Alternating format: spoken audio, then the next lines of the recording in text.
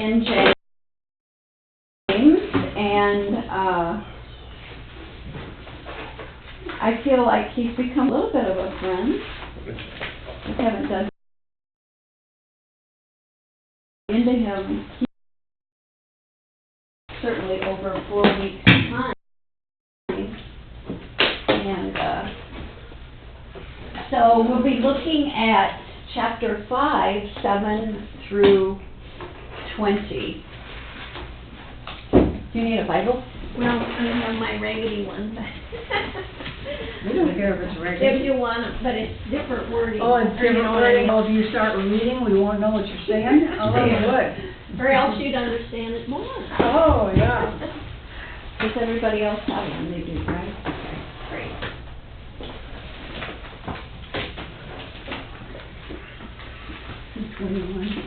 Yeah. 31.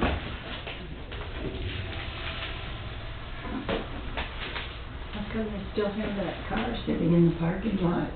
They were here They yesterday. crashed one. It's right in the middle when you come in the driveway. The police were here also this morning. Were they? Uh-huh. Yeah. When I got here, there was police sitting out there Yeah. and doing markings on the car, so. It was their Sunday, yeah. Someone hit them, and they came to see if we had cameras, in the parking lot, because there were no witnesses, I Oh, guess. okay. And so, they Oh. said they would take care of that, so I'm assuming. Yeah. I know.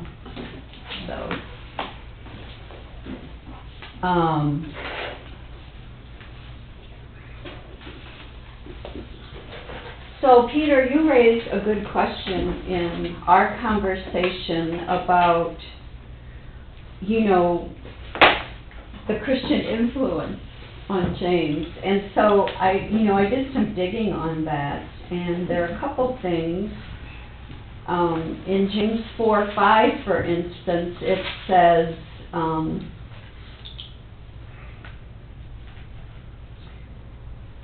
gotta find number 5 here. Or do you suppose that it is for nothing that the scripture says God yearns jealously for the Spirit that He has made to dwell in us? That's a reference there to the Holy Spirit that James is talking about. And then in 1:18, where he says, in fulfillment of His own purpose, He gave us birth by the word of truth, so that we would become a kind of first fruits of His creatures. So, and they also reference word of truth in Colossians 1:5 and Ephesians 1:13, and that's another reference to Jesus. So, yeah. But that was, again, one of the questions of whether or not it should be in the canon, was that it's not explicitly referencing Jesus Christ, but that it's implicit in the wording of it. So, yeah. Okay, let's look at healthy habits that sustain Christian hope. And I think we'll start there and pray that together, and then we'll begin to talk a little bit about what's in here after we read that part of the letter. So let's pray together. Giver of all good gifts, you give us all we need for today and provide hope for tomorrow. Strengthen us to live in your grace as we wait for Christ's return. Amen. So, this is, when it says we wait for Christ's return, this is one of the things that letters that were written around the time of James, people were struggling with, and a lot of what Paul's letters were about is people thought that Jesus was coming back right away. And you can understand that, right? I mean, the timing of it all. Hi, welcome. So, part of what these letters would do, and the people that wrote them, was to sustain people for the in-between time, which has now been, thousands of years. So, that was part of it. People were beginning to wonder and to stray. And so, that's part of what James is talking about in this last part that we're going to be reading, is how do we endure in the meantime and sustain that, waiting for Jesus to come. And our readings, it's either this week or next week, and the lectionary is Malachi in the Old Testament, which is the last prophet, in the books of the Old Testament, and then there's 400 years of silence. I mean, there were other things written on some of those intertestament books and things, but, that sort of waiting, and then it's picked back up in Matthew, where that genealogy is that big long list of names in that first chapter. So, yeah, it was difficult, what's going on in the meantime, in the silence in between. So, Excuse me. yeah. Does that mean Christ was silent during that time period, or God was silent during that time period? Well, no prophets. I mean, we're in the Old, prophets. yeah, There weren't in the any Old Elijah Testament. showing up again. Yeah, Okay. yeah. So, in that respect, yeah, as far as the prophecy of, this Messiah or suffering servant or all of those allusions to, Okay. Christ, Okay. yeah. Okay. Yeah. So, what we're going to do is, it says here, well, let's look at this. How does this strike you, this image? What do you think is going on here? And what in life tries your patience? What is worth waiting for? Relief from this knee pain. Oh, sure. From what, I'm sorry? Relief from my knee pain. Oh, for your knee, okay. It has been 8 months, Yeah. and I'm about to say, do something drastic. 'Cause Oh. and I had the procedure on October 18th to numb the nerve endings. And I wrote last week to him and I said, it's not getting better. And she said, sometimes it may take 6 weeks for it to get effect. Okay. So it's like, boy, I got another 3 weeks of this to go through. And, yeah, Call and get an appointment for 4 weeks. yeah, Call and have an Because make an it's appointment. just, it wears on you when you can't do things. Yes. I know, I belong to a group called Cancer Companions. Mhm. And the pastor at that church, it's a Missouri Synod church, and he has sent me a story of a man who had a disease that took away his mobility. And he was just, how do I do things? How do I get around? And then his daughter has the same gene problem. Oh. And it's like, how does he cope with it? And how does he find joy in that pain? And I thought, how do I find joy in pain? Yeah. It's just difficult. Mhm. Yeah. So that's mine. Mhm.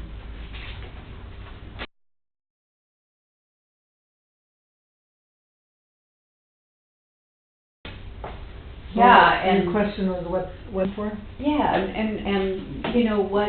Yeah. Raise your patience. So Yeah. relief is worth waiting for, or knowing something's going to be ending, Mhm. something difficult, like torture, or Mhm. it's going to end. Yeah. Or if you know that there's heaven. Yeah. Yeah, and Something to wait it's one thing to wait mentally, but then you have the pain as a reminder of what you're waiting for. Yeah, that can be doubly so. Oh, it's an interference to joy. Yeah. Pain is an interference. Yeah, for sure. Another way of putting it. I have Yeah. a really good friend, one of my best friends that's married to an Australian, and I thought of him when I saw this big long line, because he says, Laurie, you Americans will queue up for anything. He said in Yeah. Australia, we just sort of storm the counters, Oh. He said it's every person for themselves, I don't know if that makes the wait-in shorter, but, That's surprising, Yeah. because you think of The them British. being more peaceful I and. think that British Right, ones, right. yeah. Of course, we're both in both derived from the British. I wonder how that, I wonder if we apparently have diverged. I don't know where the British are. Well, and I think a lot of Australians came from a penal colony with a bunch of prisoners on them. So did America. Yeah. So sent to America, So it's fend for yourself in the penal colony, so Yeah. you just storm and get Yeah. your stuff, yeah. That's what it made me think of though, prisoners. Oh, Because okay. That's what I thought, like, they're confined. like the sheep, Uh-huh. one going sows everybody else. There Yeah. must be something there at the end. Mhm. Yeah. But then it looked like this person maybe was gonna get in before all the others, and there's no No, they line. took that sideways down, yeah. Right. They found a new Right. way. Who knows what the other line looked like? Yeah. And we can see that person, it looks like he's closed the door. Yeah, And then yeah. he's I standing there, He's not like, gonna open it Order, either, they you know. close the door, you can't come in. Yeah. One at a time. Well, and I think especially the world we live in where everything is instant, like if I'm reading want to read something on my iPad and it doesn't come around right away, I find myself like, well, and it's only seconds, right? But, yeah, I think it's become even more difficult to wait because of the kind of Waiting on world. the phone for someone, a real person to answer. Oh, yeah. That's exciting. Yeah.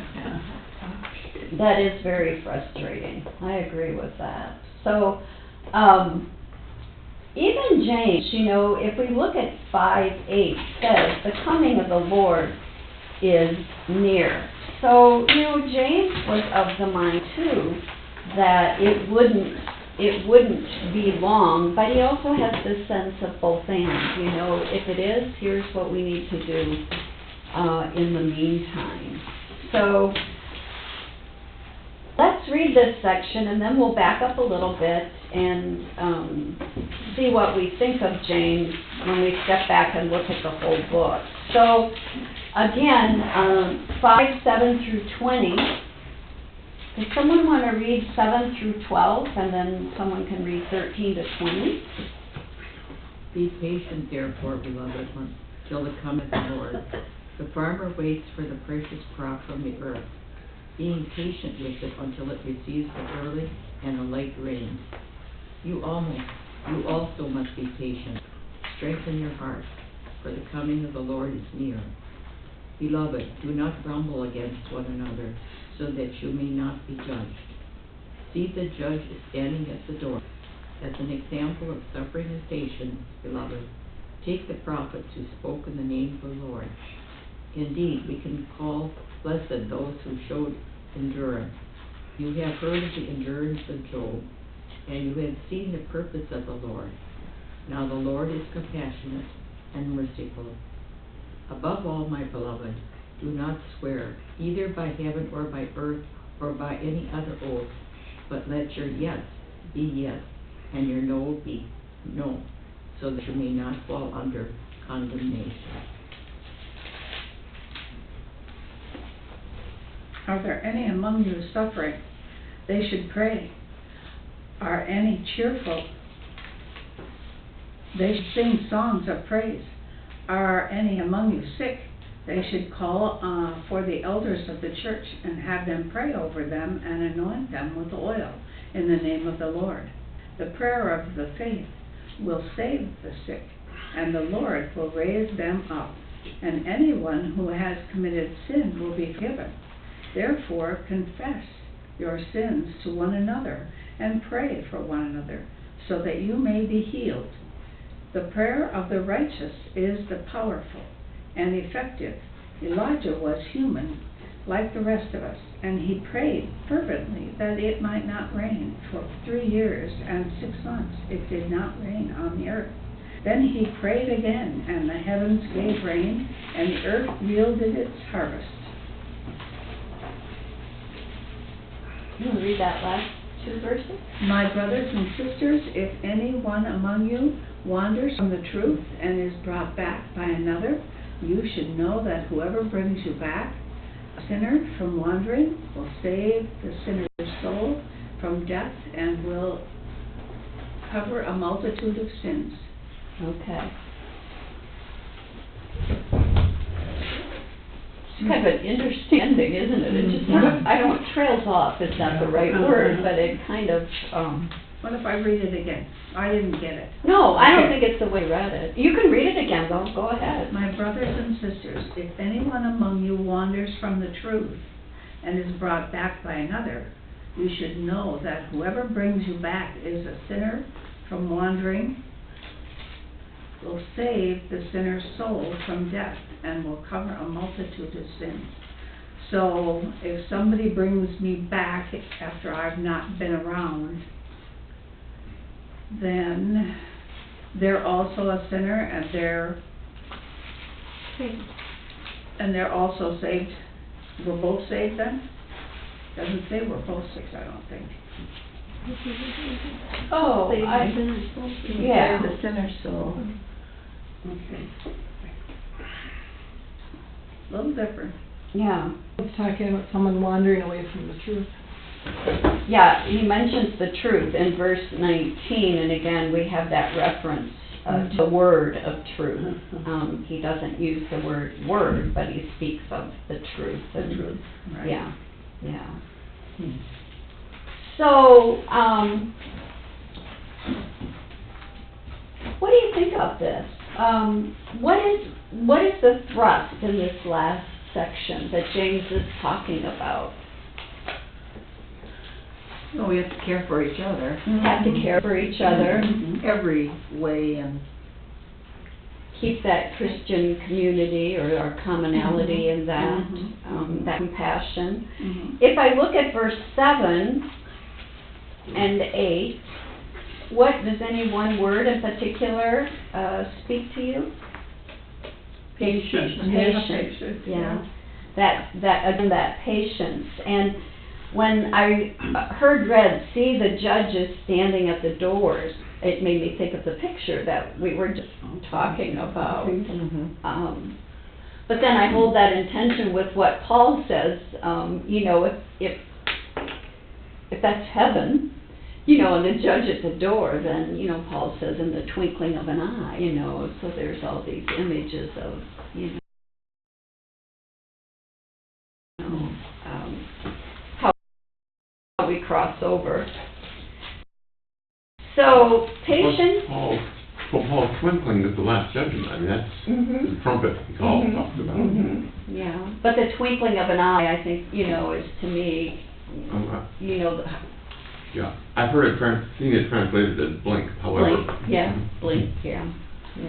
So, James is really sounding out the call to be patient in the meantime until the coming of the Lord. So again, we have that kind of endurance that we talked about at the very beginning, that, you know, that theme is kind of woven through James' letter. So, how do you feel as you listen to this text? What words or images stand out to you? Through this text, what is God calling you to do or to be? And those are some questions that we can think about as we move through this last session and have some conversation about this. Who does he lift up in the story as an example? Job. Yeah, he talks about Job and he talks about the prophet Elijah. So, do you find Job an interesting choice for James? I mean, do you get why he's lifting Job Well, up? we all have different things that are like what happened to Job. Maybe not as many, but it's like we have something that would keep us saying, God's not here, He's not with us, and He is.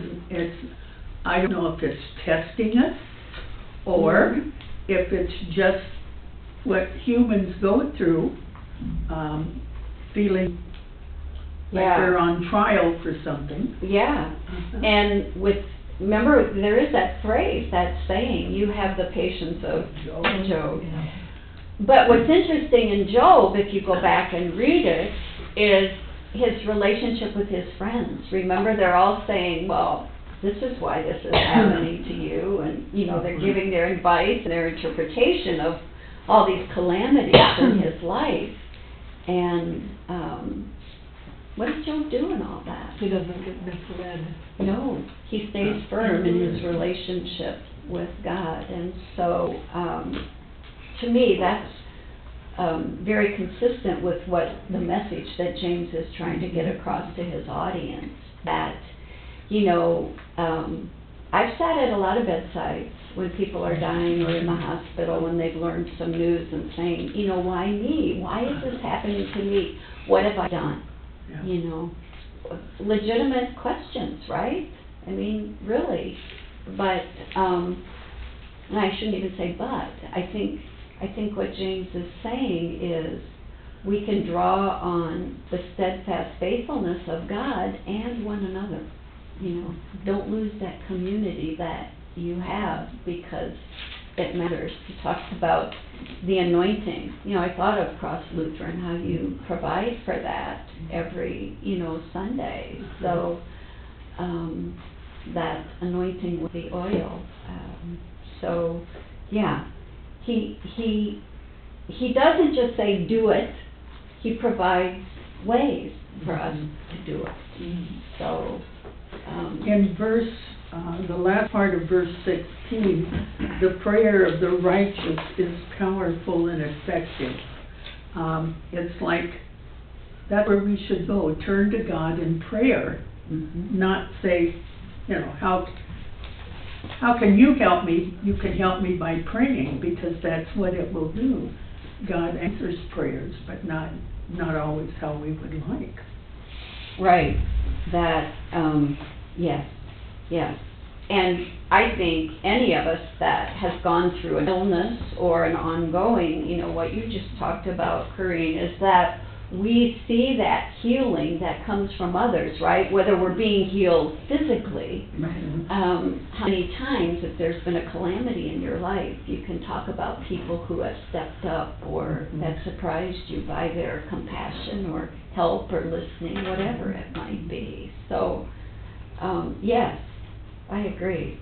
I remember when I was going to have some surgery, and it was Vacation Bible School. I was a Chris Ed director, and, you know, people had lifted me up in prayer, you know, that last session, and I was walking out to my car, and one of the grandparents, I just knew her as grandmother of a family that was coming to Vacation Bible School, came up and said, I hear you're going to go in the hospital tomorrow. And I said, yeah. And she said, well, just, can I lay hands on you?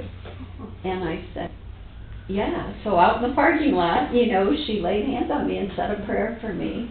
And all these other prayers. And I remember after I had the surgery and I, you know, had some staples right here, I went back in and the nurse took that dressing off. It'd been about a week, and she went, and I looked at her and I said, what's wrong? And she said, I have never seen anything heal so quickly, you know, and I thought back to all of, and that laying on of hands in the parking lot with a woman I really didn't know at all. That was pretty remarkable, you know, and I think a lot of us could share stories like that, you know, the power of prayer and what that can do for us. So, does anybody else have anything similar where you felt the power of those prayers or the community that surrounds you? I think it'd be a good thing, you know, maybe spend some time, you know, embracing, you know, it doesn't have to be necessarily anything dramatic, just, you know, the power of... I know Luann and I were out with our husbands and another couple that we don't know so well, and the wife was in so much pain. What did she broken her leg? She had fallen or something, ankle or something. And she, you know, she really was so miserable. They wanted to go home early. She shouldn't even have come. Oh. You know, Yeah. because Yeah.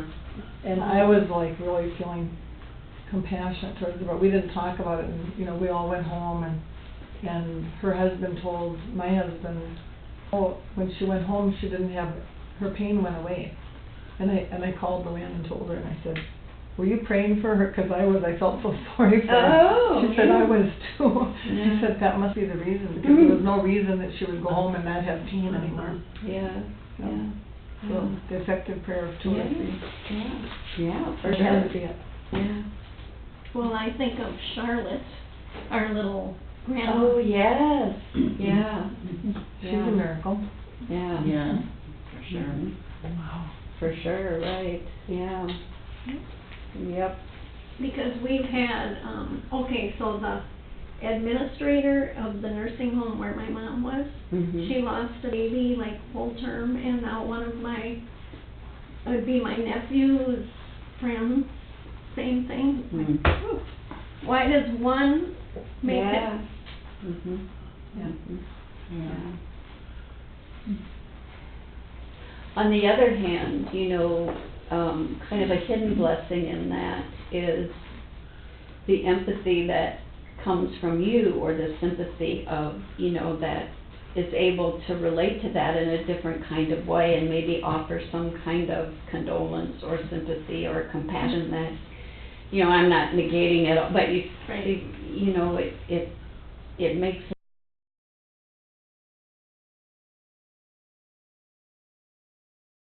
a difference for us. That's why I'm sure you go to a support for people that are walking with cancer, or have lost loved ones, or AA, or anything like that, yeah, doesn't make it any easier necessarily, but just that you understand and let them know that. Yeah.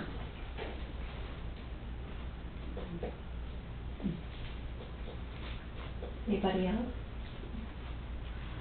Well, I think our old neighbor Yvonne, to remember, I think it was your birthday, and then Yvonne was there, and my next door neighbor, she's had everything.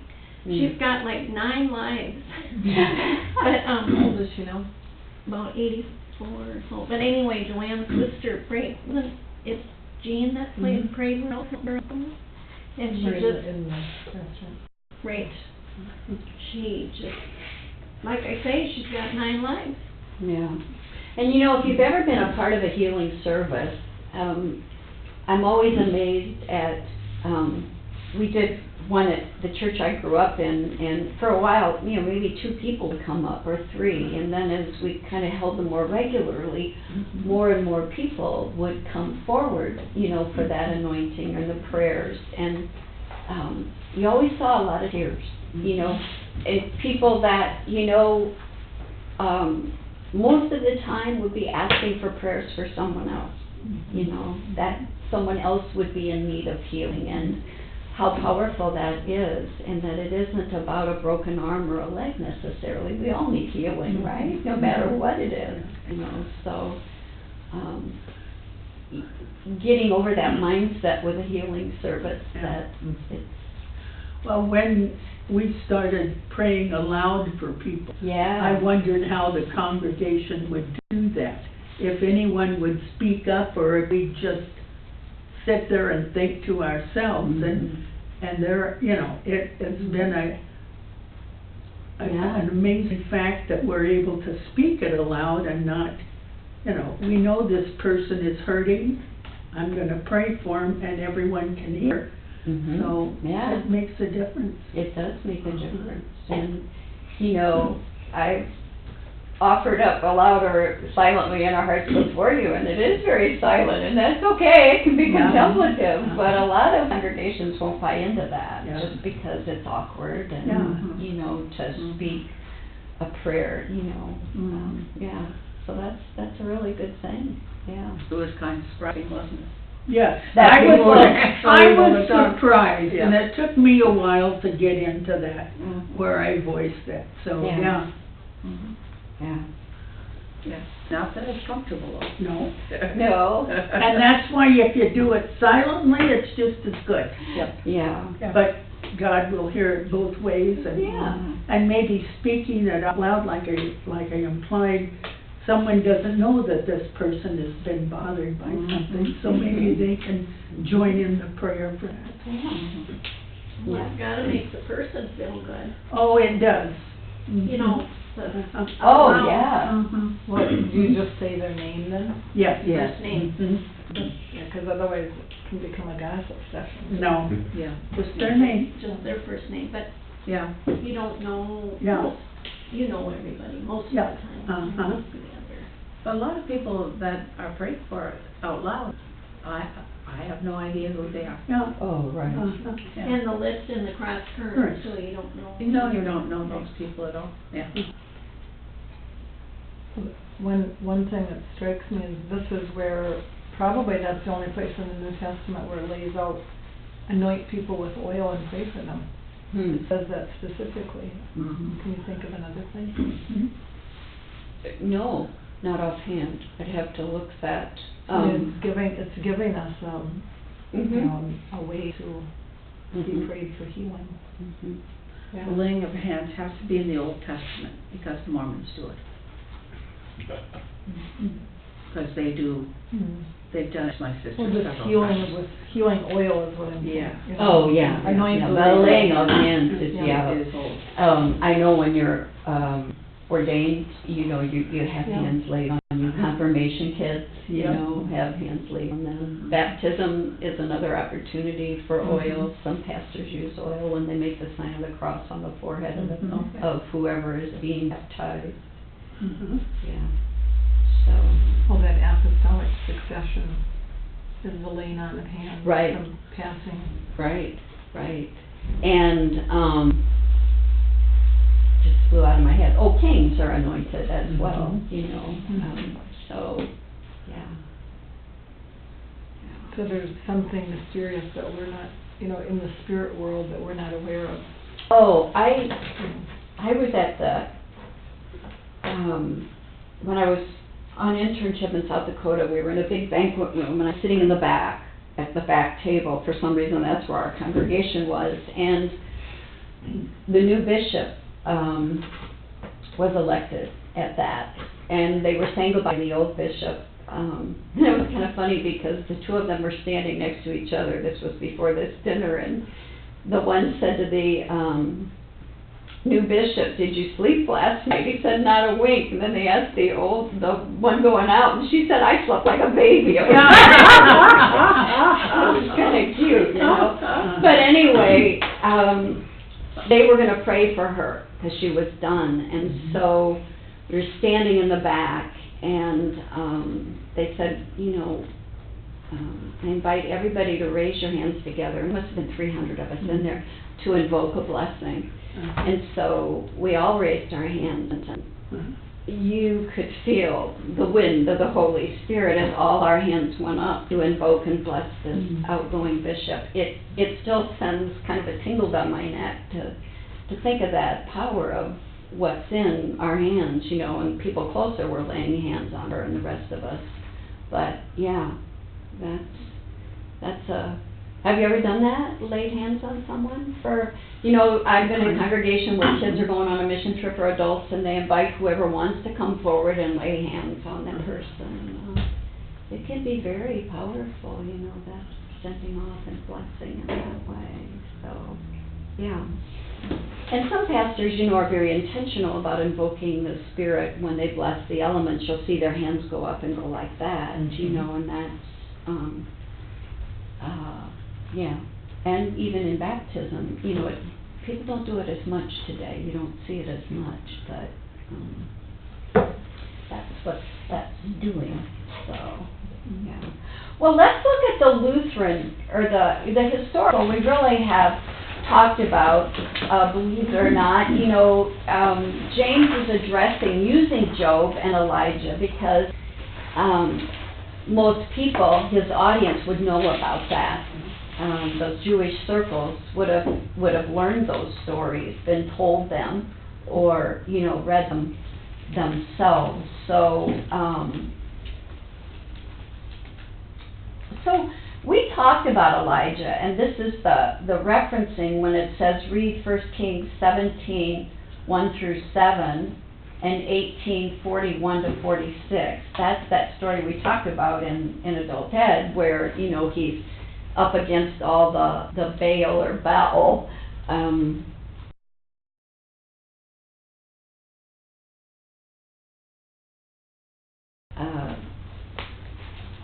priest. He offers his prayer for it not to rain and then rain. And so the power of calling on that is something that James lifts up. So two very familiar stories it would have been for people of his day. Well, let's look at the Lutheran context, where it says that Martin Luther is quoted as saying, "Tomorrow I plan to work from early until late. In fact, I have so much to do that I shall spend the first 3 hours in prayer." That seems kind of counterproductive from a physical, getting stuff done. What do you think Luther meant by that? That he was going to spend the first 3 hours in prayer. Yeah, for spiritual endurance, right? Maybe, right? Yeah. Well, have you ever noticed if you do take time in the morning to read your Bible and pray that things get done better for the day or faster? It's like you dedicate your day to God. Yeah, I have found that when I do that, because I could be a procrastinator too, but I find that I have a sense of peace that I might not have had, otherwise. And what gets done, and if it doesn't, it doesn't. Yeah, You that's can prioritize. Yeah. And a lot of which we place on ourselves rather than thinking other people are gonna, that's And then true. sometimes you'll get a couple phone calls that are more important actually to deal Yeah. with, or another call somewhere. Another thing, though, is that sometimes that's the one thing we leave out of the day. When you get over busy and, go, and then, it's late and your favorite show is on, and then you're just too tired, you just don't even think of it. Yeah. So if you do it first, Yeah, so he's also speaking about a priority, right? Right. I don't know if anybody has ever watched Joyce Meyer here, but I used to watch her, and she'd say, some people say, "There's nothing left to do but pray." And she said, "Well, that should come first." Exactly. Yeah. That's not where people turn first. You're caught up in the problem, or you're caught up in the emergency, or The distractions of, Gary Shandling, you remember him, a comedian? He lost his brother at a very early age of cystic fibrosis. He didn't know he was dying. His parents kept all this from him, and he wasn't able to say goodbye to his brother. He died, and he was not allowed to go to the funeral. He was 10 years old, and just how all this played out in his life of that sort of bottled up grief. Right. And so they were reading some things he had written about how he then coped as an adult with that death of his brother that was never really reconciled. And he said, his last words in this section, he was writing about it, I was listening to the radio last night coming home from, I'd been at yoga, he said, let everything peel away, let everything go, and then see what's left. And I thought, I thought of prayer and times in our life, when we can let everything else go and see what remains. And I think for a lot of us, we would say it's our what? Our faith, right? Our relationship with God and how that plays out in our lives, that was really powerful to me. And so making time to sit and let everything go, again, we're back to that line of people with so many distractions and things we're waiting for, or think we need to solve or get fixed quickly, that, And what happens to us? How do we feel when we let everything else go to see what's left? What are some words you would use to describe how you might feel? out of control. Out of control, vulnerable. Mhm. I thought of vulnerability right away when I sat with that. Well, there's been stories of POWs, in all the wars in Vietnam and so, we don't really hear much about the World War II or World War I. They didn't talk, but they didn't all turn to God, but there's been stories where they have, that God was important and they came closer to God. Oh, yeah. And I'm sure it's not just the wars, it's, people that are captured and they're put in prison for being Christians in Iran, Iraq. Oh, yeah, all those that places. kind of persecution, yeah. Mhm. So, I think Luther is, we understand where he's coming to. And if you look at number 2, under Lutheran, the context, do you have that in yours about mutual conversation Yes, and yes. consolation? Mhm. Is that a term that's familiar to you where Luther's concerned? To forgive, pray, and ask for God's healing with and for one another. That's not written in here. Yes, Oh, it yeah. is. Yes, it is. We'll go down In number to paragraph. 2. We share the gospel, speak words of forgiveness, pray. Oh, yeah. ask. Yeah, you got it. I'm looking, yeah. Yeah. We share. So what does the word mutual say to you? One group. A group that, yeah, Mhm. kind of a two-way street? Yes. Yeah, Mhm. a mutuality. So what does that mean, mutual conversation and consolation? What kind of comes to mind? Don't forsake the assembling of yourselves together, as the manner of some is. Yeah, and if things are mutual, are they kind of equal?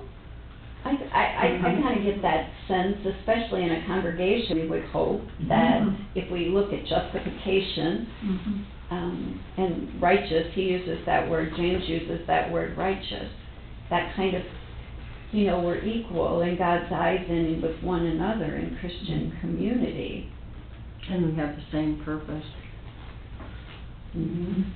I don't think it necessarily means we're all equal. Because if you look at mutual funds, they're not all equal. Oh, But they balance out each other very well. okay, we kind of all bring, And so you bring something different, each person brings something different Okay. to the plate. okay, And, not necessarily equal. I don't okay, think. It's a good way to put it. yeah. But Mhm. Balance. balance. Kind of when Paul talks about the body, with the eye as, those different parts, Right, yeah, right. yeah. Which one are you willing to give up? Yeah. Or some are made to be preachers and teachers, Right. and some They for have this and gifts some- that- Everybody yeah. has a different gift, it isn't all, you're not all the same, No. but you're all the same in God's eyes, you're all His. Right. Yeah, that's kind of what I meant, but Exactly. I I like what get you're that. saying too. I get what you're saying. Yeah, that mutual, Yeah, we are all equal in God's sight. yeah. So what about the word consolation? What is it, the root word of that is Console. console. So I think it's kind of what we've been talking about. Mhm. What do you see in that word console? Oil.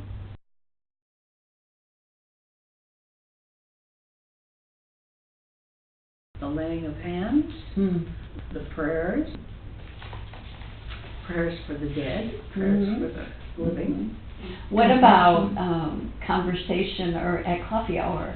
Or sure. during adult ed? Yeah. Uh-huh. Oh, sure. Yeah, that can be holy space too, right? Not even holy, maybe just, sounding off or hearing news or whatever, And we're back, Relating. yeah, that Uh-huh. relating. And then we're back to what we talked about in the first session of how hard it is sometimes to find people who are willing to what? To Serve listen. coffee. They're really serve coffee, yeah, for sure. Or to listen, yeah, to provide the venue for that conversation and Right. consolation. Yeah. And interestingly enough, I talked to several people who, they don't have coffee hour. They have coffee, but they don't have coffee hour. I mean, time. Yeah. And so she said, well, I don't get a chance, my daughter was saying, I don't get a chance to talk to anybody. Mhm. I have no idea who's sick or who needs help or, Mhm. what, if it's announced in church. She Yeah. said, you're lost. Mm. I said, well, that's really unfortunate. Yeah. I said, because that half hour of having communication Mhm. is really important. Mhm. Or greeting somebody new. Right, right, Welcoming them to the. right. That's, Thanking the kids for doing things. oh, yeah. For, I haven't seen Carolyn, Rose Border yet to say, whoop, whoop, you did a great job. I thought, you know, The play, the play we went Oh, to see, for Andrew yeah. to say, well, great job, but, you know, but you like to do that because those things are important. Yeah. People need to know they're cared about. Was that where you see the kids too in the social hour? Your children are here too in the social hour? Mhm. Yeah. Oh, yeah. So it's Yeah. multi-generational, Yeah, so right, the yeah. kids see the example. Oh, yeah. Right. And they get talked to and. Right, Oh, yeah, they're totally included in. Oh, yeah. That's what pastors that do 2- and 3-point parishes will tell you is the biggest downfall, is they don't have time to go to those coffee I'm sure. hours, because they're in their car traveling to Yeah. the next place, Yeah, that and a lot of news gets passed, and information, and just finding out about, you know, pastoral care, all that kind of stuff, Mhm. that you Our old miss pastor, that. he said the same thing. Mhm. You know, about the only time he ever got to come to coffee hour was in the summer, Oh, yeah. because there was only, you know, that half hour between, Mhm. and so many people talked to him after the Yeah. service, Yeah, that he'd have 10 minutes to get in here and get ready for education. yeah. Not enough time to talk to anybody, really. Yeah, yeah. I mean, unless there's an issue, you know? Right, right. Yeah. And then oftentimes when you're told and you're just in between things, you can forget. I mean, that sounds awful, but it's true. Oh, it's true. Yeah, yeah. If I don't write it down, it's Yeah, gone. yeah. Well, Yeah. So in looking at what Luther is talking about too, I think one thing, you know, I'm speaking as a Lutheran right now, when we look at things like Lutheran Social Services or Lutheran World Relief or those agencies where the mutual conversation and consolation, the circle is huge. I think in Minnesota, Lutheran Social Services have reached 1 in 63 people. I mean, in one way or another, through, you know, the variety of services that they offer. Lutheran World Relief has a wonderful reputation of, in terms of administrative costs, they're super low, and also they stick around. I remember in Katrina, a friend of mine went with a group down there to rebuild houses or something, and they said, "Oh, you're a Lutheran, you're the ones who stay." And I thought, you know, that was really a moving statement for me. You know, you show up and you stay. You know, there's follow through and carryover. So, and I'm sure every denomination could speak to something that they do, you know, in that regard. That yes, it's about a smaller space, but at the same time, the call to serve. yeah, to do that mutuality of love of neighbor and all that. Our sermon on last Sunday was on the Good Samaritan, and there's a Greek word he used, and I've never heard it, and my husband hadn't either, it's an old one, but for the word compassion. So he wanted us to think it's not a random act of kindness, you know, where you send off a check or you just do something here and there. He followed through, the Samaritan followed through and stayed with him and followed up with him, and he said that's what real compassion is. It comes out of your heart and then you follow up. Yeah, yeah, You don't just do something and then pull out. yeah, yeah. So, yeah, the circle can be as wide as, you know, you're willing to navigate. How does James support what Luther taught about mutual conversation and consolation? Is that true in what James is? Yeah. Oh, yeah. For sure, yeah. And give examples of how members of your congregation reach out and share their gifts with one another and in your community, and how are you involved in this? Well, I know one is that when some new parents have, you know, a hard time adjusting or need extra help, we've taken meals to them. Oh, yeah. And so with Jamie and Mark, and then with the Hollies, when they got their twins, and or even with Lena, I remember people taking food there. So that's a physical thing you can do and share, and they know it's fine. And when I had surgery and couldn't, I had people bring meals to me, and this has been done for others. So It's a useful way. And I know for Luann that you do other things, like you do the backpacks at John Glenn. Oh, yeah. And then you used to do this with your Bible school, that you would invite anybody in Oh, the yeah. community, or just the people from the church. Right. You're reaching out to the children. Sure. in the neighborhood. Family shelter. Yep. Right. Yes, you do Joseph that. Coates. Yeah, oh, yes. Joseph Coates, yes. Yeah, there's a fair amount. A lot is done here.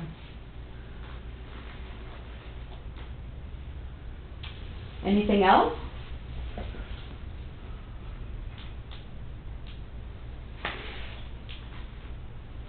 Okay, well, let's look at this is a good time to pause, because we're gonna do a little exercise after this, so there's food. Yeah, so help yourself a bakery. Oh. Don't you love Maplewood Bakery? I know. Are the roads open now? Yes, they are. Oh, it's nice. I'll be right back. Okay. You go ahead. I don't think a semi-truck. There isn't any in here. They narrowed it. Is there more in the Yeah, there's kitchen? Yeah. Okay. Divider with trees and stuff down there. Well, that was always there though, or is there more of it? I'm driving over it, they got it around here. I'm wondering what's gonna be in that space that's gonna be empty right across from the church now, you know, where all the equipment and the big Well, pile that's the of- park. That's what we. Yeah, that's part of the park, right? Uh-huh. They had moved some of the stuff, from what I understand. I didn't know if they were gonna make a soccer field or something Oh. like that, or baseball, it was a baseball. Yeah, it was a baseball. Oh, yes. Yeah. You want more coffee too? Oh, they're just a little I hours. was gonna ask her, do you get the Minneapolis paper? Oh, Oh, this was something about exorcism. Says they're really on the rise. Oh, yeah. People are feeling demon possessed, they're getting involved in a cult, all the young people are going to read their palms and stuff, and they're getting involved with drugs, and they're getting involved. Glenn, you want more coffee? Oh, you want some coffee? Yes, please. You can get some. Okay, from yeah. You guys take what you need. I didn't know. I got just a little swallow. Be careful, I keep that. No, go ahead. I was just like, really? I know in the pastor's books, the occasional services we carry, they do have one for exorcism in the Yeah. Catholic Church, they always have, yeah. And then I was surprised where they divide up whether they, some places are not registered there because it might be a mental health issue. Oh, or something. right. And it's been also, the average person can be praying for certain things, but when it's really big, where somebody's really been delving into it. Yeah. It said the Catholic churches have to start training more and more people because they're having more. These are Yeah. Well, It may and I be think, indicative of our society. Africa and Asia and those places that are becoming more and more, that is kind of, I mean, can be a part of their culture, I mean, that is, so, Really, and this is right in our paper here? yeah, yeah. I remember, well, you know, like, in confirmation, when I was young, it's like, I know we spent time on that, and like, you don't read your, horoscope, and you don't Right. do a Ouija board. Oh, You yeah. know, they were so. Oh, yeah. against that. I was reading that way, too. Right. Mm-hmm. Because they will be exposed to something like that. Mhm. That's a good thing. That was really good. Oh, my God. Pretty much, they were at one time combined. Oh, I've got mine. Just not salmon colored like circus peanuts, that color, remember circus peanuts? Oh, yeah. That exact same color. Oh, how about a half? What, is that like a pumpkin pie? Yes, ma'am. Cookie jar? No, I know, But that looks good. Yep. Well, it's supposed to warm up, by the end of the week be in the 40s. Oh. I'm bringing the heat back from Utah. Yeah. Were you there? I was, I just came back. Was it warm there? 60 degrees. Wow. It was lovely. Hmm. Sunny every day. Unbelievable. Nice. Yeah, very nice. How's your sister? Doing pretty good. Okay. I think she knew who I was half of the time, so that's, What does she live, or does she live in a, no, she lives with her daughter. Her daughter is taking wonderful care of her. But, yeah, we went and picked out a burial plot while I was here. Yeah, so. They're doing some of that stuff ahead of time, so they don't have to do it when she goes. so And get she's it, like, and get it paid for before she needs to right, go so into. she's like Makes a in on difference. that? Like, She went along. mhm. Does she know what we actually did? And what Sorry. really is it? She has, frontal temporal dementia. So she doesn't have any, she's got very little speech anymore. I mean, so, I think the whole time I was there, she said 3 words. That's out of 4 days.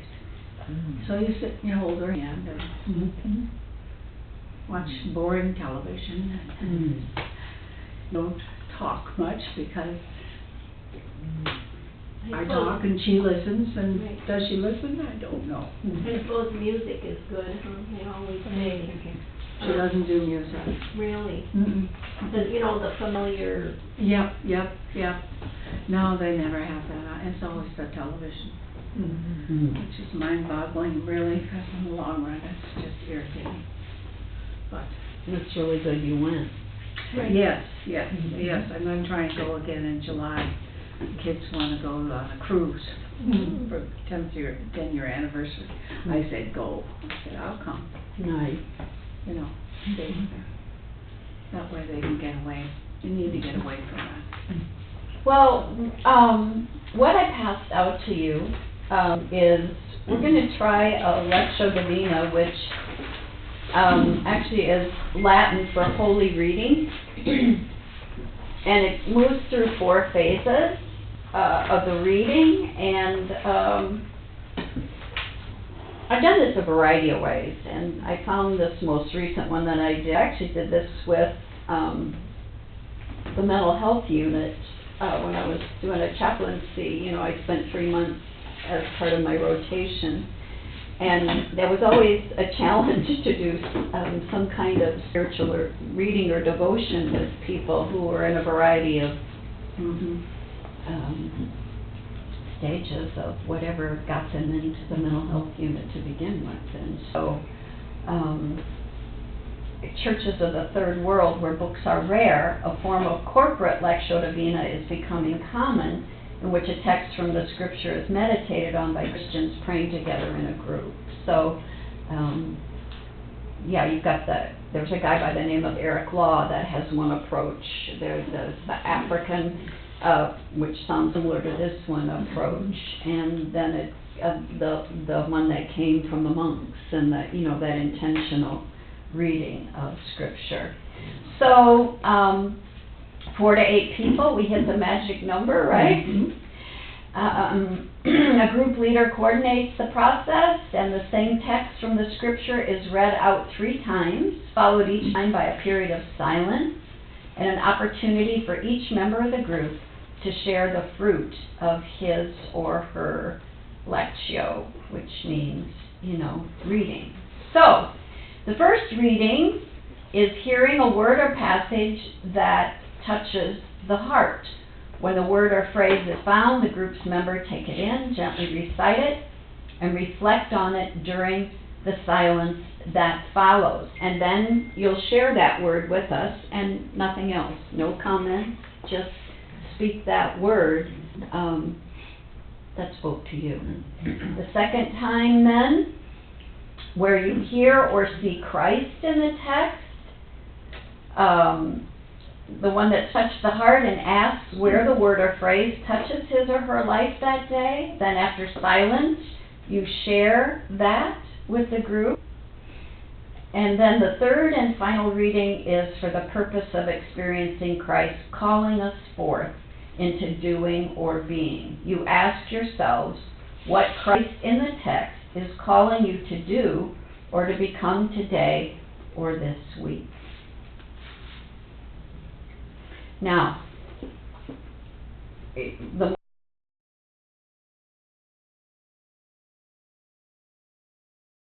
most difficult part, and we certainly don't have to do that, I should say, is praying for the person on the right of him or her.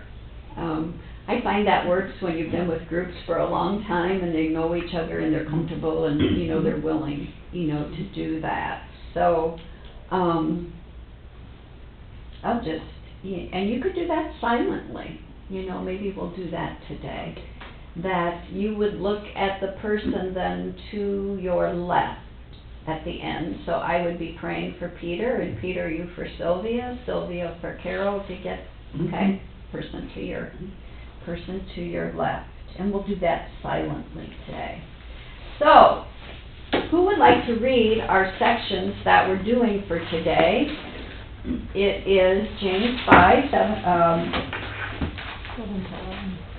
7 to 20, but and then we'll see that word or phrase, have some silence with that, and then just say the word as we go around. So would someone like to, I'll read that first section, and I'll read the whole thing this first time. Be patient, therefore, beloved, until the coming of the Lord. The farmer waits for the precious crop from the earth, being patient with it until it receives the early and the late rains. You also must be patient. Strengthen your hearts, for the coming of the Lord is near. Beloved, do not grumble against one another, so that you may not be judged. See, the judge is standing at the doors. As an example of suffering and patience, beloved, take the prophets who spoke in the name of the Lord. Indeed, we call blessed those who show endurance. You have heard of the endurance of Job, and you have seen the purpose of the Lord, how the Lord is compassionate and merciful. Above all, my beloved, do not swear, either by heaven or by earth, or by any other oath, but let your yes be yes, and your no be no, so that you may not fall under condemnation. Are any among you suffering? They should pray. Are any cheerful? They should sing songs of praise. Are any among you sick? They should call for the elders of the church and have them pray over them, anointing them with oil in the name of the Lord. The prayer of faith will save the sick, and the Lord will raise them up. And anyone who has committed sins will be forgiven. Therefore, confess your sins to one another and pray for one another, so that you may be healed. The prayer of the righteous is powerful and effective. Elijah was a human being like us, and he prayed fervently that it might not rain. And for 3 years and 6 months it did not rain on the earth. Then he prayed again, and the heaven gave rain, and the earth yielded its harvest. My brothers and sisters, if anyone among you wanders from the truth and is brought back by another, you should know that whoever brings back a sinner from wandering will save the sinner's soul from death and will cover a multitude of sins. So sitting with what was just read, a word or a phrase.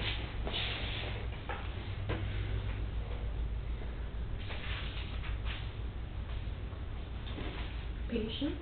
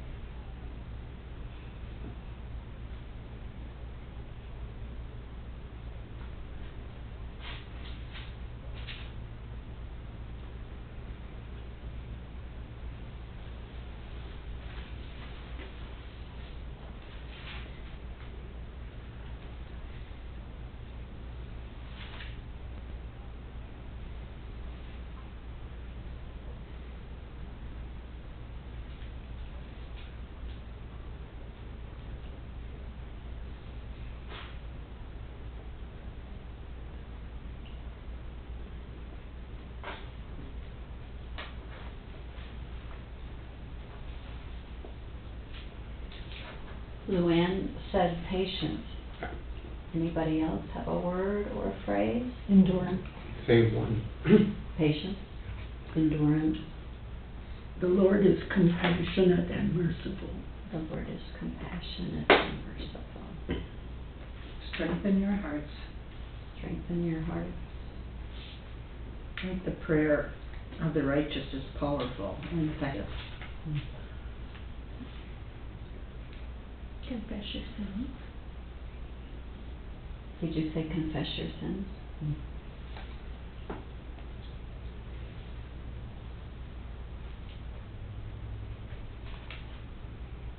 I noticed pray for one another.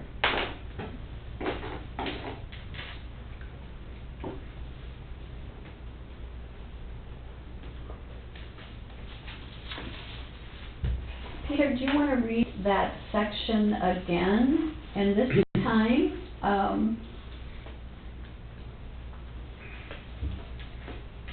you're going to mention what you've heard or seen, okay? And so that'll be a little more descriptive this time. Be patient, therefore, beloved, until the coming of the Lord. The farmer waits for the precious crop from the earth, being patient with it until it receives the early and the late rains. You also must be patient. Strengthen your hearts, for the coming of the Lord is near. Beloved, do not grumble against one another, so that you may not judge. See, the judge is standing at the doors. As an example of suffering and patience, beloved, take the prophets who spoke in the name of the Lord. Indeed, we call blessed those who showed endurance. You have heard of the endurance of Job, and you have seen the purpose of the Lord, how the Lord is compassionate and merciful. Above all, my beloved, do not swear, either by heaven, or by earth, or by any other oath, but let your yes be yes, and your no be no, so that you may not fall under condemnation. Are any of you suffering? They should pray. Are any cheerful? They should sing songs of praise. Are any of you sick? They should call for the elders of the church and have them pray over them, anointing them with oil in the name of the Lord. The prayer of faith will save the sick, and the Lord will raise them up, and anyone who has committed sins will be forgiven. Therefore, confess your sins to one another, and pray for one another, so that you may be healed.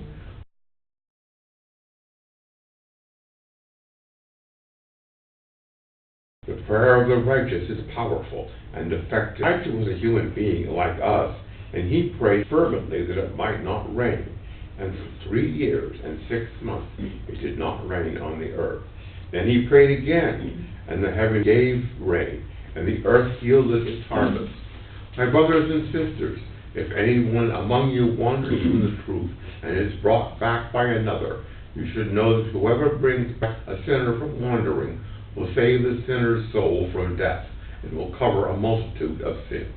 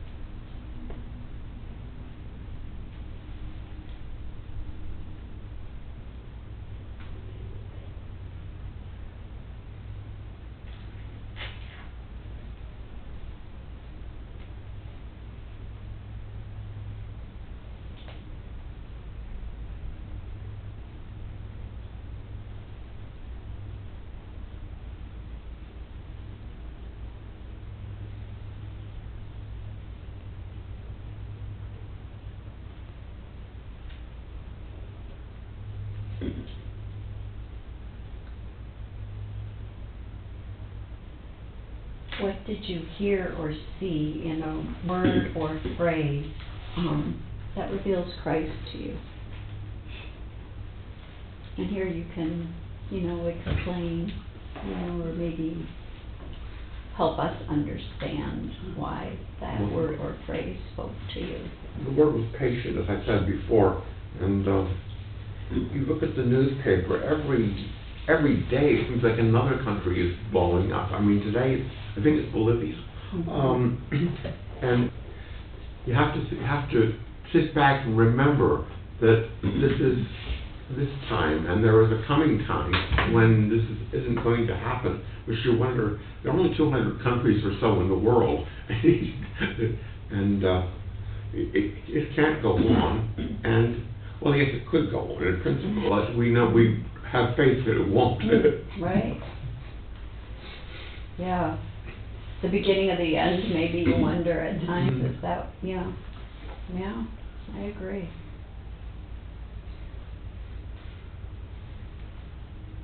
With patience and endurance, but the end result is the forgiveness.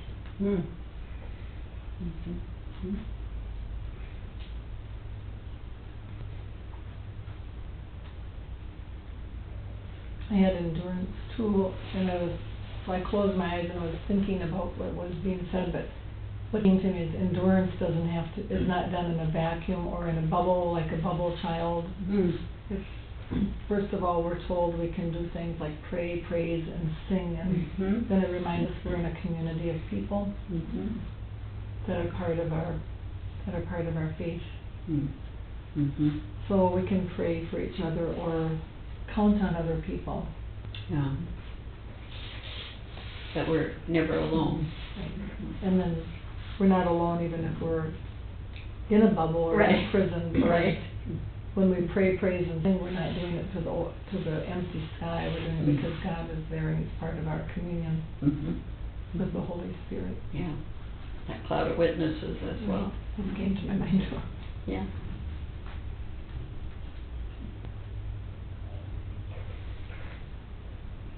One thing that stood out to me is there's one phrase in here, are any cheerful, they should sing songs of praise amongst all this endurance and, patience. Striving.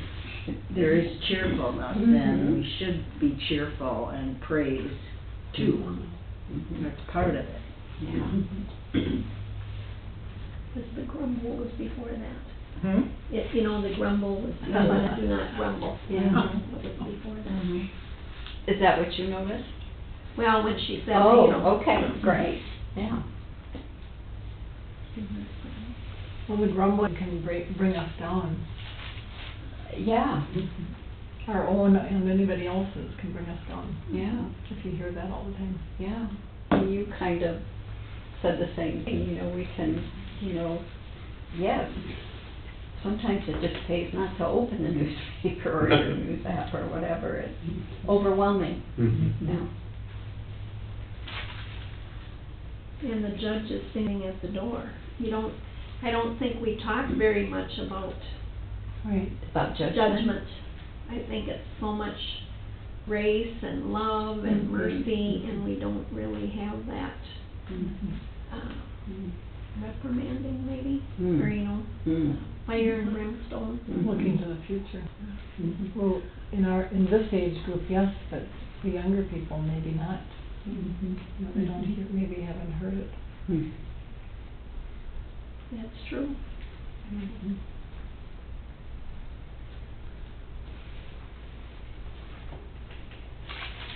Well, what I noticed twice is he addresses this audience as beloved, and how, and kind of maybe what Joanne said, that, yes, James is a lot about works, but we can call on people to do works on us and in us. And so, even though it's about this endurance and striving, at the same time it's tempered with, we can be open to the power of what others can do for us. It's okay to call on other people who will pray for us and will have compassion and mercy on us. And he loves these people. He calls them beloved. Well, according to the footnote, it's brothers with the Greek, where, For beloved? for beloved, yeah. Probably NRSV because of the masculine only. Well, that may Would be be. my guess, yeah. It's interpreted to include the feminine and the masculine at the same time, yeah. Most likely, like in 19, he would have said my brothers. Yeah, maybe not, we hope not, but, yeah. Well, sometimes the NRSV makes it brothers and sisters. Yeah, that's Yes, 19. they did, yeah.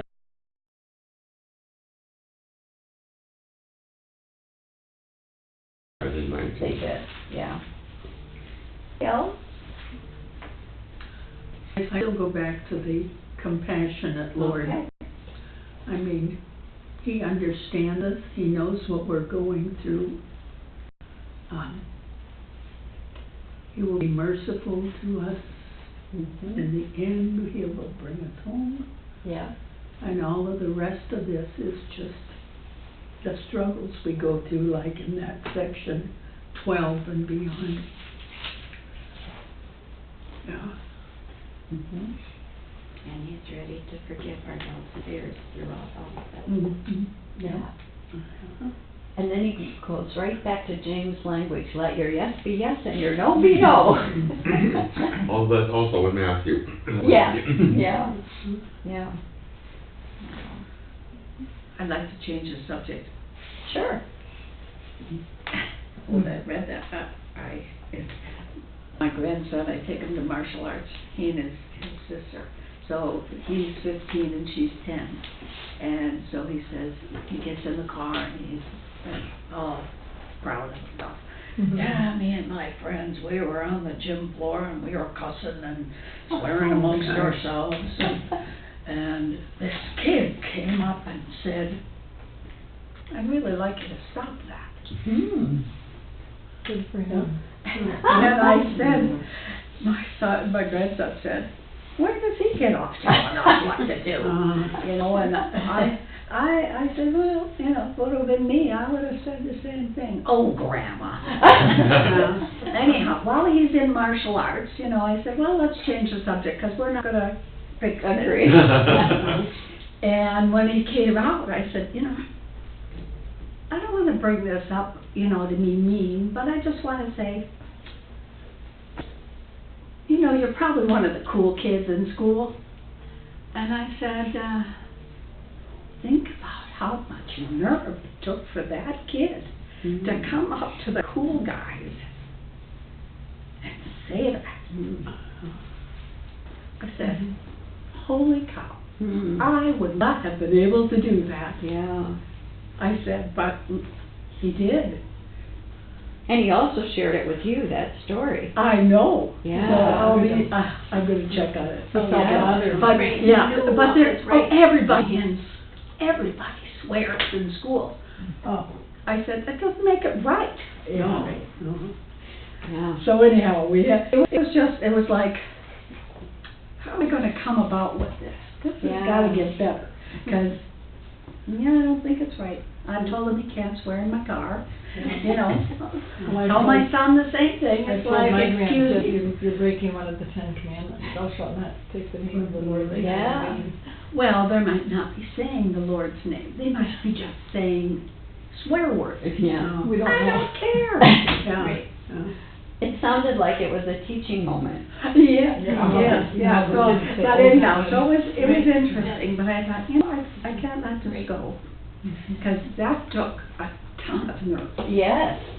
A Is ton this of middle nerve. school or high school? Probably. No, he's in ninth grade. Well, that's But- on the edge but- of that But middle school. it's a 6 through 12 Oh, school. wow. Okay. So, who knows who else is in that gym? Yeah. They don't usually keep the kids in the class that are in the same. But, I thought of all the people that had to listen to that. Oh. I was Yeah. getting really unhappy.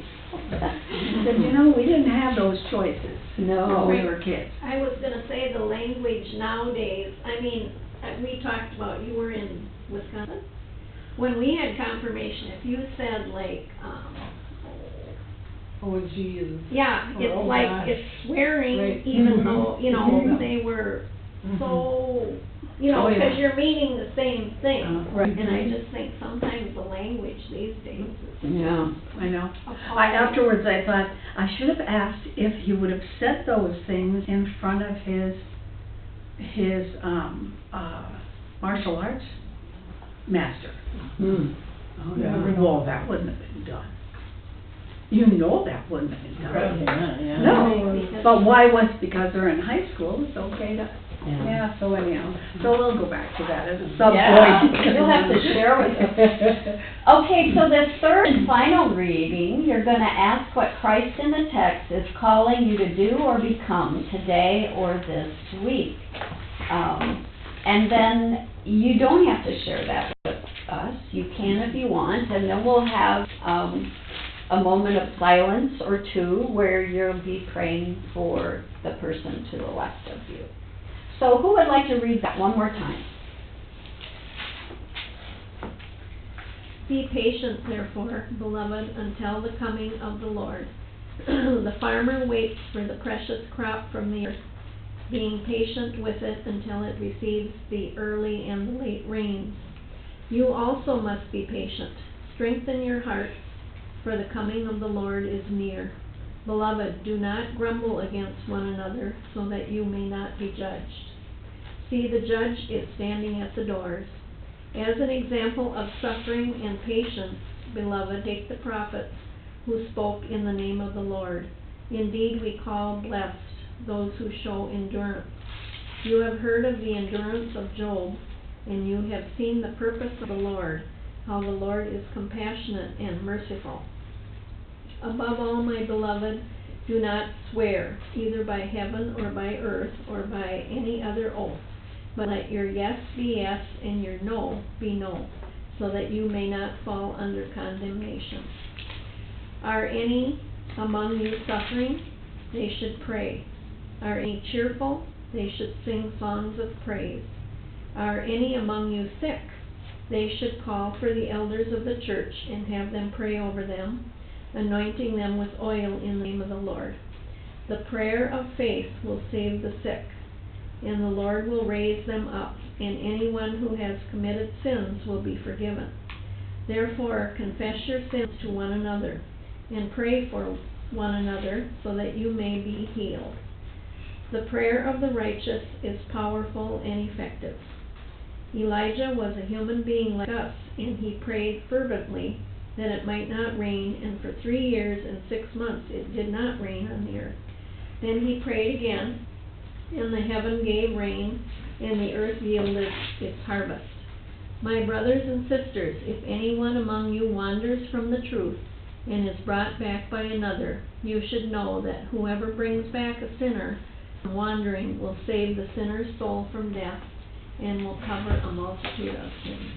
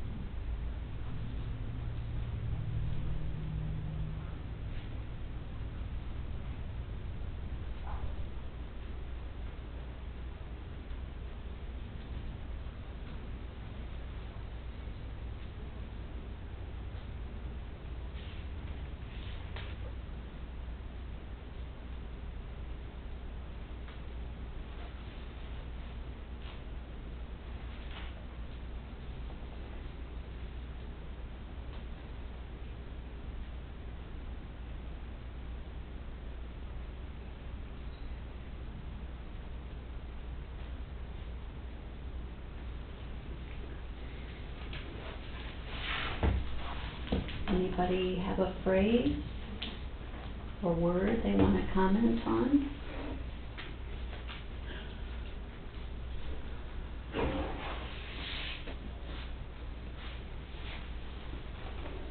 Endurance. Pardon? Endurance. Endurance. Okay.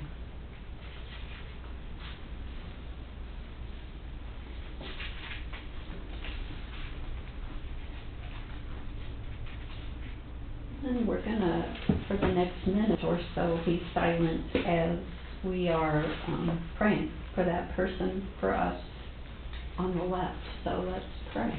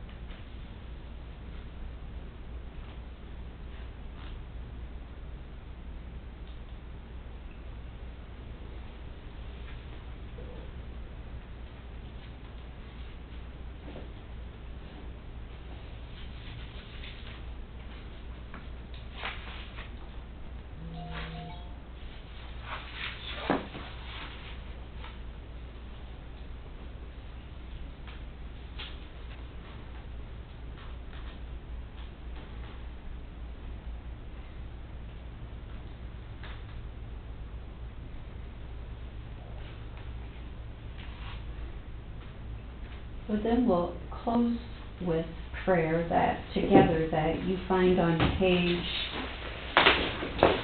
24. Let's pray that together.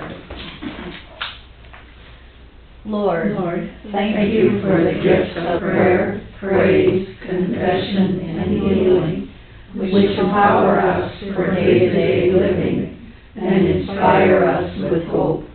As we wait for your return, help us to be busy ministering to one another and the world. In your powerful name we pray. Amen. So what do you think of Lectio Divina? It's kind of an interesting way to approach a text.